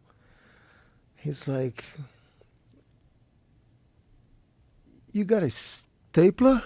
Oh, so you stapled it? That's crazy. On my finger, man. Oh, my God. Put 4 staples on my finger. I was like, okay. Wow. That's crazy. But it worked. It worked. Wow. Day and a half later, I get home, and my son decide to take it off. I have to take the staples off. Look where he's using to take it off. A pair of pliers. From the garage, from the motorcycle, pick up the pliers. There was no, I can't believe I still have my finger, man. We didn't clean anything. he just picked up the pliers and started to pull the staples And out. how long after the injury was this that he was doing this? A day and a half later. Oh, okay. So it kind of healed up a Because little bit. that was when I got back to Florida, yeah. Yeah. It's like, I was in Montana, I got back to Florida. My son's like, no, you're not going to the doctors. I can take this off. Are you living in Florida now? Yes. Where do you live? What part of Florida? Sarasota. No kidding. When did you move there? I moved there about almost 2 years ago. What made you decide to do that? I can see myself getting arrested if I was in California. Really? Oh, California, people I love California, don't take me wrong. I think California is the best state in the world. And I travel 8 months of the year. I love California. But the people over there, man, they just get on your face. It's like this. It's my right to be here, okay? What are you going to do about it? It's like, dude, it's my right to knock your teeth out. Oh my God, he's violent, call the cops, arrest him. It's like, people was like, disrespectful. Got to a point it got disrespectful. It got weird, right?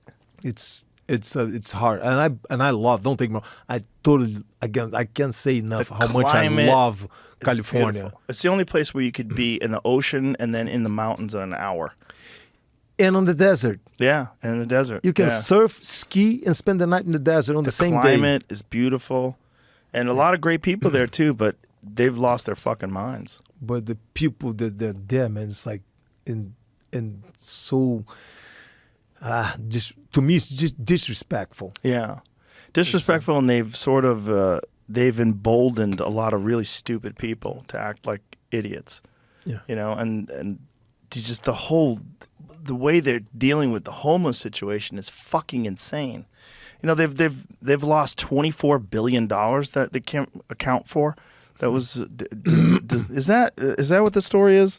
There was some controversy about $24 billion missing that's allocated towards the homeless crisis. So yeah, so I was on the trip, and I called my son. I was like, dude, we gotta get out of here. We gotta get out. So all the kids are grown, so everybody's different location. Yeah. So how'd you pick Florida? So here it is. California spent $24 billion tackling homelessness over 5 years, but didn't track if the money was helping the state's growing number of unhoused people. So they spent $24 billion and they can't figure out what the fuck it did. God, it's ridiculous, and it's not getting better at all. It's getting worse. Every time I go back there, I'm like, oh God, it's worse. And I only go back like once a year now. I go back once a year. And I love it. I hope it gets better. I would love to move back, but it's not going to get better. Yeah, it's not going to get better for a long time. It's gonna take generations. I used to joke with people and say I'm front line of resistance, but yeah, he got to a point. It's like, man, nah, it's too out of control. Well, it's also crazy things are happening. Like a guy got arrested because someone broke into his house and he shot the guy, and they arrested him. Like, okay, you can't even defend yourself in your own home? Like, what is the fucking point? What's the point of the Second Amendment? What's the point of having a firearm? Isn't it to protect your family? Are we supposed to assume that someone who's willing to break into your home violently, that person's not going to harm you? You going to call the police? How long is the police going to take to get there? What if you have a family? What if you have children? What if you have a wife? You're supposed to just let this person break into your house? You can't do anything about it. It's insane because they're hiring the most insane district attorneys, and they're making it easier and easier for people to get out of jail who've committed violent crimes. I mean, they've lost their fucking minds. And I don't know how it comes back, other than they have to get some hardcore Republican governor who starts cleaning things up and just cuts back on all the waste and cuts back on all the bullshit and just puts their foot down. It's going to take a long time, but I have hope. Well, that's beautiful. I got time. I got plenty of time. I'm not going anywhere. I hope that you're right, but I don't have that much hope. I just see they're indoctrinated into this liberal ideology, and they just believe that this is the only way to think and behave. And until it bites them in the ass, I've met a lot of people there that I knew that were really hardcore liberals who've now completely turned around. And now they're Republican. And now they've moved out. They moved to Tennessee. They moved to Florida. They moved to Texas. And they're like, no, I see where this is going. But then it's like, sometimes I keep thinking, what's the end game? What's the goal for the people that are doing this? Well, the real question is who's funding it. More power? It's not even necessarily more power. I mean, more the real money? Do you see? It's like, what's the end? What's the goal? It's very confusing. But I think generally there are people that are funding this that want to see Western society collapse. Like my daughter was going to school in University of Vermont. Beautiful over there. But she already had it. She's moving to Tampa now. Really? She's like, to be closer to us. It's like, so people doing all these protests against American Army. Yeah. Against, it's like, she's like, we have a son, one of my sons is in the Army. And she's like, no. So she put an Army sweatshirt, and walk right through the protest. And other girls would come over and give her looks, and she would just look at them, and people would go, yeah, it's silence is violence. Flip them the finger. It's like, talk about that for violence. Silence is violence is one of the dumbest fucking things. Silence is not violence. Violence is violence. If you say silence is violence, you've never seen violence. Yeah. Unless someone's being quiet while they're beating the fuck out of you. Silence is just silence. It's not violence. Violence is violence, you fucking idiots. It's like, my God. So she had her over there. She spent 1 year. She's like, man, I can't put up with this anymore. The teacher was talking trash about, she's like, I didn't pay to hear the teacher and the political beliefs. Opinion. Yeah. So she would get up and leave class, and it's like, she's like, I had it. I'm done. I'm moving. I was like, all right, let's go. It happens everywhere. I mean, it even happens here. You know, there's certain teachers that just feel that they have this ability to enforce their political beliefs on kids, and they'll be very angry at you. One kid got kicked out of school here because he had a "Make America Great Again" hat on. With just whether or not you support Donald Trump, the sentiment behind making America great, that should be, everybody should be on board with that. The idea that making America great in a hat is offensive to people. It's like, what? How? Help me out. It's not, you're not saying anything bad. You're saying make America great. Wouldn't it be awesome if America was great? Who disagrees with that? How could you disagree with that? Great means everybody does well. Your family does well. The streets are clean. Everyone's safe. There's less crime, less violence, more jobs. That's great. Why would you be against that? How could you be against that? And how could you think that that sentiment is offensive? That's what's so twisted about the world that we're living in today. And that's why sometimes I keep thinking again. What's the end game? What is in for the whoever's behind all this? Right. More money, more power, more than what they have already. It's like, I don't know. To destroy society for what? What's the purpose? I don't know. That's why I keep thinking. No. See, it's like, I wish I knew. I wish it made sense. Yeah. It doesn't make sense to me. I think a lot of it is influenced by foreign governments. I think foreign governments influence universities by supporting people with very ridiculous ideologies and then making sure that those people with ridiculous ideologies enforce those things in children. And then you have social media, which social media is also propped up, especially TikTok, which is essentially owned by China, and they promote all these ridiculous things, and these things get into kids' heads, and they're on TikTok every day, and then they start thinking that this is the only way to think and behave. But the way sometimes I get frustrated because it's like the way I think in the business of martial art business. If your school have 100 students or 1,000 students, doesn't make a difference to me. I prefer that you succeed and have 1,000 students. Yeah. What would be the goal for me to make you have no students? Do you see? It's like, right. I want you to go, because if you grow, I grow. Right. But then it's like on the world society and people trying to destroy one country, trying to destroy the other for what? Well, you're thinking To have logically. to have more power, to have... It's also people are trapped in an ideology. They're trapped in this woke mindset. You can call it woke, whatever you want to call it, but this ideology of what we're seeing with these young, ridiculous kids in universities today. It's like they're trapped in this way of thinking, and they don't think about the end game. First of all, because they're very young, and they don't know anything. And they want to rebel against society, which all young people want to do. They want to rebel against the people that are older, and they want to think that they know better than the people that are older. And then eventually they get older. And as they get older, they start to realize, you know what I think the problem is? People are fucking lazy. You know what I think the problem is? People don't have discipline. You know what I think the problem is? People don't plan for the future. People don't work hard. They don't, like, everybody should have the opportunity to work hard and get better and move ahead and try to better your life and better the life of your family. And if you think that way, you're going to have a good society. But if you think that society is evil and it's all colonists and that we got to destroy it and take it all down and capitalism is evil, okay, what are you going to replace it with?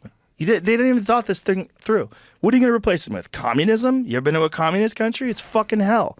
And you know what happens in a communist country? You have to enforce it. How do you enforce it? With the military. And if nobody's armed but the military, now you have a dictatorship. Now you have a brutal military dictatorship that decides what you can and can't do. That's what Cuba has. Decides for you. Yeah, that's what you Venezuela have no has. saying whatsoever. No say. No say. That's what China has.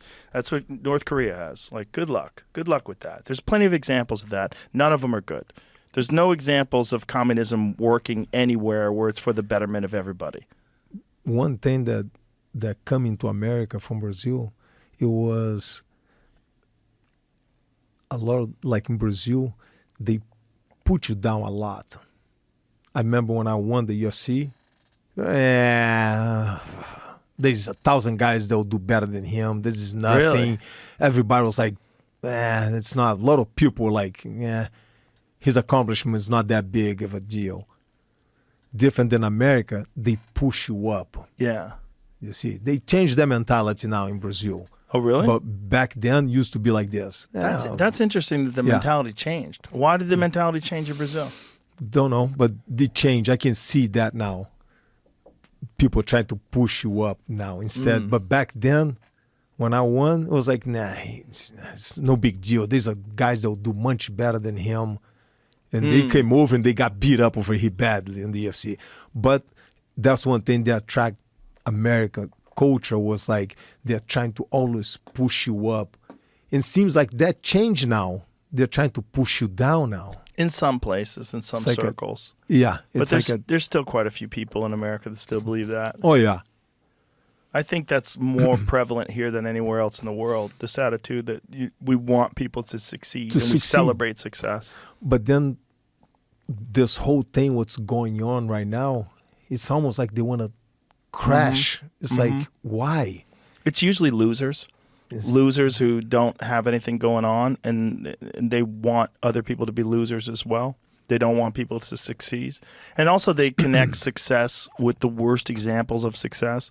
Like they connect the idea of financial success with people being oppressed.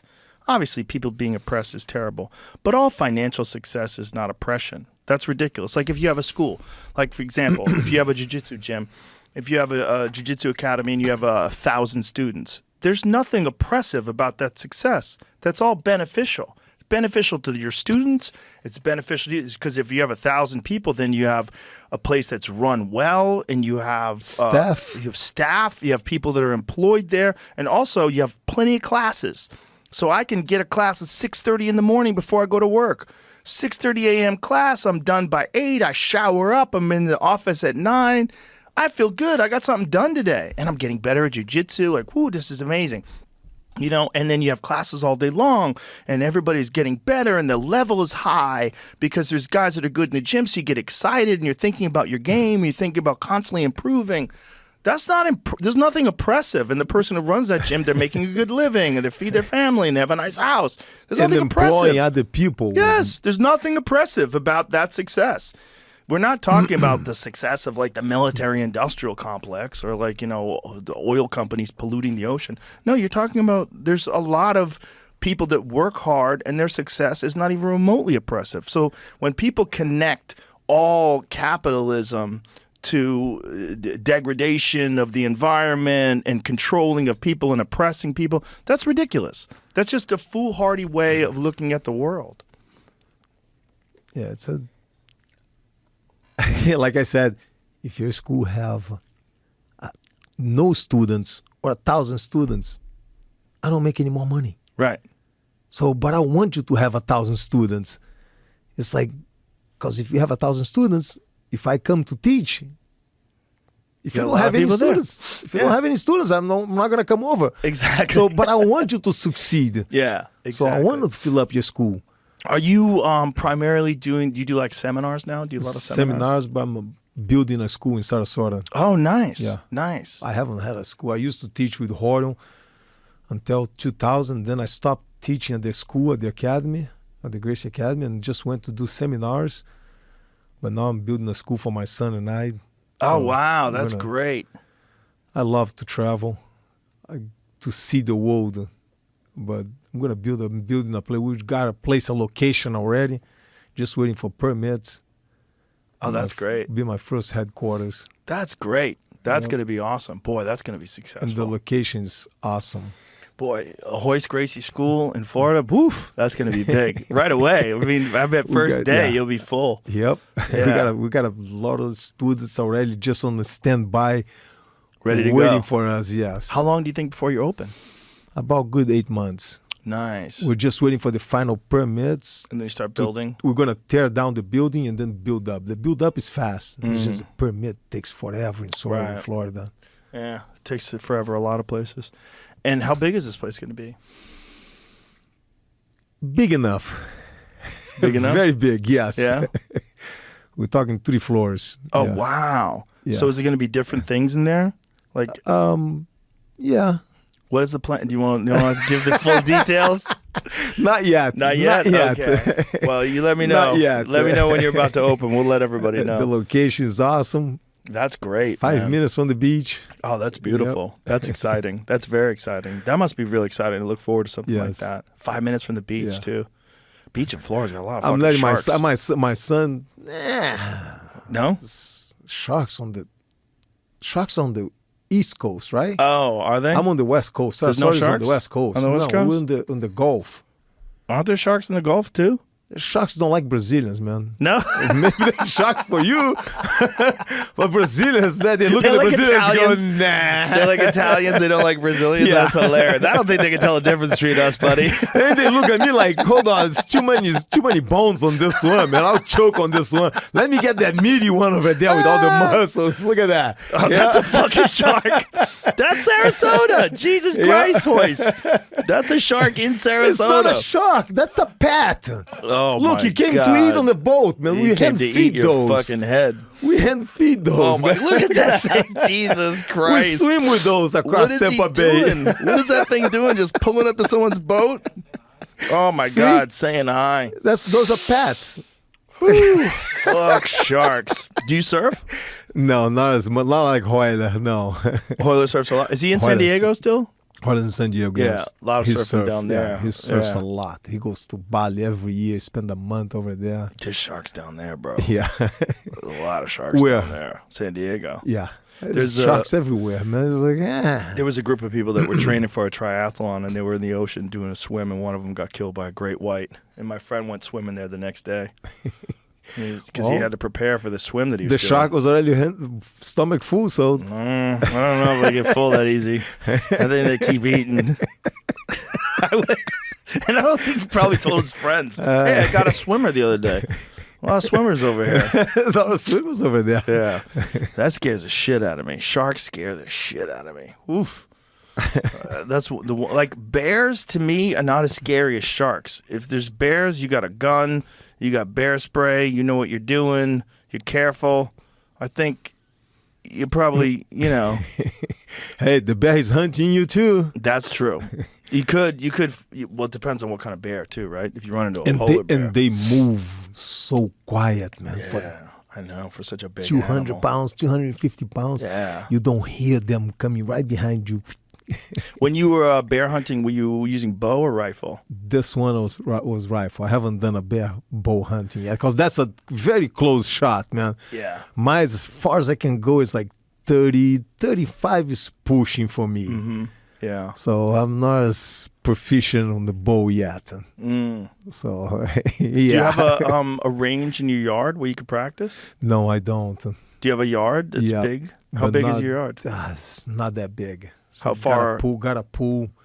Like how much distance do you have that you could shoot in your yard? 10. Oh, 10 yards? 10, 20. Yeah. It's like, it's Florida where I am. The yard's open. I see. So the Next door neighbors will neighbors, be like, like, hey, don't point that bow to us. Yeah. Even though it's Florida. Yeah. It's like, Is there an archery range near you? No. No? Oh, I haven't that found sucks. one yet, yeah. So where do you go to practice? When I go, man. Oh, only when you hunt? Oh, that's crazy. Yeah, that's why you can only shoot 30 yards. I'll get there and I'll practice, shoot it for like 2 days, 2 days, and practice. And oh, man. let's go. I jump first and I figure it out later. That would freak me out because I have to practice. When I go hunting, like say like if I'm like 5 weeks out, I'm shooting hundreds of arrows every day for 5 weeks. I want to make sure because I've shot like It's kind of like the swim. I swim about maybe 10 times and then swim across Tampa Bay. But I want to feel confident. Like if I have a 75-yard shot on an elk, I want to be confident that I can make that shot. 75? Yeah, I've shot an elk at 75 yards. Yeah. I've shot an elk at 80 yards. We saw some elk last year about 89 yards, but I was like, nah. You finally came 30 yards. If they're not moving, if you know they're feeding and they're not moving and there's no wind and you know you practice at 100 and you know you can make it, but you have to be like, you know what it's like? It's like when I'm like a high-level purple belt, brown belt in bow hunting. I'm not a black belt. I'm a white belt. Yeah. Yeah. 30 yards is good for white belt. White belt with one stripe. Yeah. I found the spot. Sarasota Archers. Look at this. You can go to. Look at I don't know that. how good it is, but you could Send me that address. Yep. Private club requiring membership. Hey, Sarasota Archers, why don't you let in the goat? Royce Gracie needs a place to practice. That's nice. I'm sure they will. Yeah, I'm sure they'll let you. That'd be great. There you go. Now we got you a spot. So now you can just go there. You only need a few hours a day. You just need that muscle memory. You need that feel of the relaxed shoulder and just no anticipation of the shot pull through. To me, it's just, I have to get that ingrained in my head. That technique, it has to just be over and over and over again, where it's ingrained in my head, so that when I'm drawing on an animal, it's just I know exactly what to do. There's no questions. Sometimes it's almost like shooting. Mm-hmm. I shoot quite a bit. Sometimes done some competition. Mm-hmm. And I see the guys studying and looking at the target and shooters ready, and they're concentrating on the target. When they say shooters ready, I look away. Mm-hmm. So set, go. I look up and shoot it and just pick it up and find it. Yeah. But don't you think that because you've fought so many times and because of all your years of jiu-jitsu and all, like things like shooting and things that involve technique and concentration, like they come naturally? I think so. Yeah, I think so too. I think so. It's like I'm very patient. I know how to control my breathing. I don't get excited. Right. You see, like when I draw for the elk, it was a cow. I draw. It was last day of hunting. We were like 4 days hunting the elk, man. I draw on the cow. A bow showed up, so I just turned fire on the bow. It was like, but I was gonna shoot a cow. I was like, I gotta take some meat home, man. It's been 4 days chasing, nothing came close, and that cow came close 30 yards. And as soon as the cow got in front of me, I draw, and the bow came over. I just turned, just perfect shot, bam, done. What kind of broadheads are you using? Oh, that was the local guy at the farm where I was gave me the broadheads. I can't remember which mechanical ones or is it a fixed broadhead? They were mechanical. Rage? mechanical. Was it a Rage? It was the blade one. Yeah, that probably a opened Rage. Up, yes.